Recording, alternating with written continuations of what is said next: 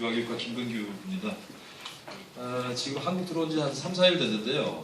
지금 학기 중간이어가지고 학생들 실습 기간을 이용해서 잠시 한국에 나왔는데 지금 미국 시간으로는 지금 3시 정도 됐거든요. 그래서 제가 많이 졸립습니다.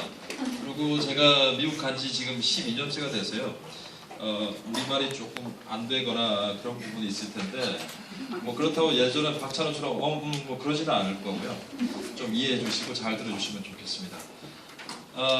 제가 할 발표는요, 그 부부간의 결혼 만족도와 그 다음에 부부 갈등이 자녀의 교감에 미친 영향인데요. 그 이전에 발표하신 그 조 교수님 연구에도 그렇고 유아의 기질 문제가 좀 들어가 있고요. 그리고 미국이나 뭐 다른 데서 발표할 때는 자기 소개하고 뭐 했던 사람인지 이런 거 소개하거든요. 제가 한국에서 유치원 교사했었고요. 그 다음에 지금 제가 있는 곳이 여기 뉴욕 밑에 도보라고 보이시죠? 필라델피아 살고 있고요. 도보 있고 학위는 아틀란타에 있는 유니버시티 오브 조지아에 있었습니다. 아버지 연구하는 사람이고요. 이번에 제가 책을 하나 썼는데 아빠가 아이들의 양육과 놀이, 교육에 참여할 때 아이들이 어떻게 신체적으로, 인지적으로, 사회정서적으로 발달하나. 그래서 석박동에서 아버지 연구를 계속 하다가 이번에 그 패널 데이터를 제가 제공을 받고요.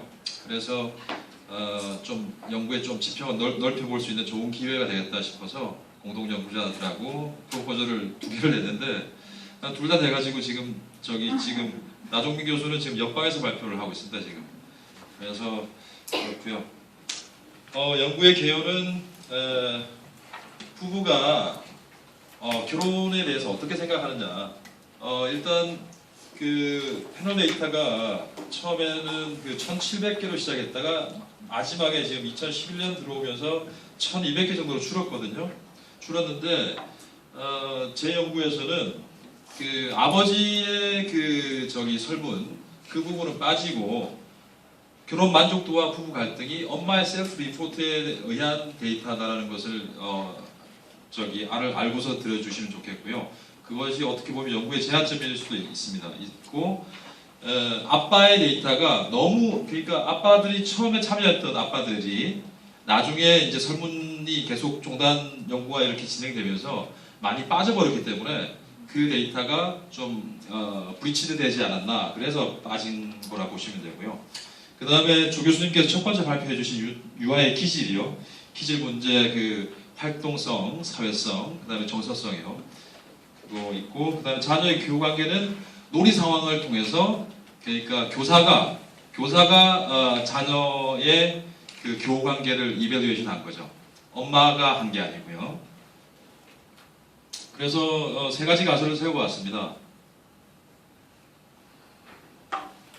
부부가 이제 결혼에 대해서 만족하게 되면 유아들의 기질이라든지 교감계에 긍정적인 영향이 있을 것이다 라고 생각했고, 두 번째는 그 부부간의 갈등 요인이 있으면 자녀의 기질이나 교감계에 부정적인 영향이 있을 수 있을 것이다. 뭐 그건 뭐 당연한 우리가 당연히 추론해 볼 수 있는 생각들이고요. 그리고 세 번째는 갈등이 있으면 부정적인 정서가 있고 그것이 놀이 상황에서 부정적인 행동으로 나타날 것이다. 이 정도로 저희가 살펴봤고요.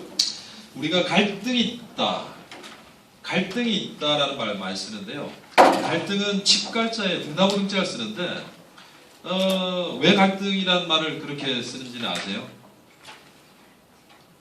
제가 상을 드려야 되네요. 예, 보시다시피 이게 칡넝쿨인데요.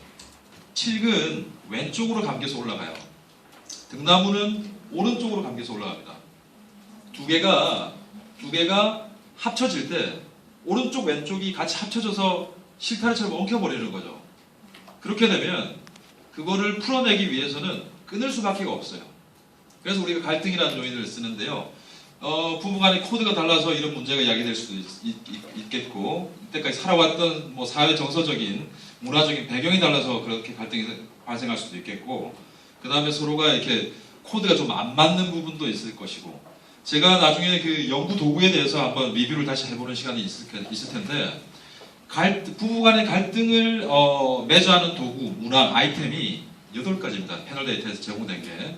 8문제고, 그 다음에 결혼에 대해서 만족하는 그 디그리를 매주하는 것이 내문항이에요. 내문항인데 여러분이 그 문항 반응 이론 전공하신 분들 계실지 모르겠지만 원 도구 자체가 설계될 때 아니면은 외국의 도구가 우리 것으로 번안이 될 때 그 번역상의 오류들 그 다음에 그거를 우리 문화에 맞게 잘 반영을 해서 변형을 했느냐 그런 문제들이 나중에 제가 논의 부분에 다룰 건데 한번 보시고요.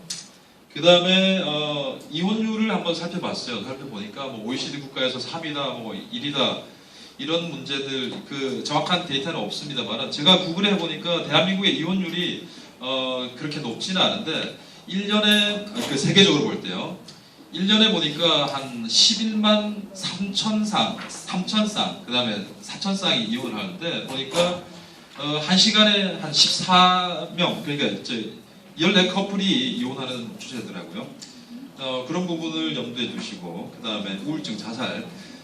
제가 미국에서 라이프 스팬 디벨롭먼트 과목을 가르치는데, 그 자살률이 1등이었는데, 지금 2등으로 내려왔어요. 내려왔는데, 한국이 증가하지 않아서가 아니라, 그린랜드가 올라가서 그런 거예요. 그러니까, 지난 3년간 사우스 코리아가 1등이었어요, 계속. 1등인데, 제가 또 다른 통계를 한번 보여드릴게요. 일단 이 부분들 지금 제가 갈등에 대해서 이야기했죠. 그리고 이혼율에 대해서 이야기했죠. 그 다음에 자살률, 우울증. 교육과학기술부 그 자료인데요.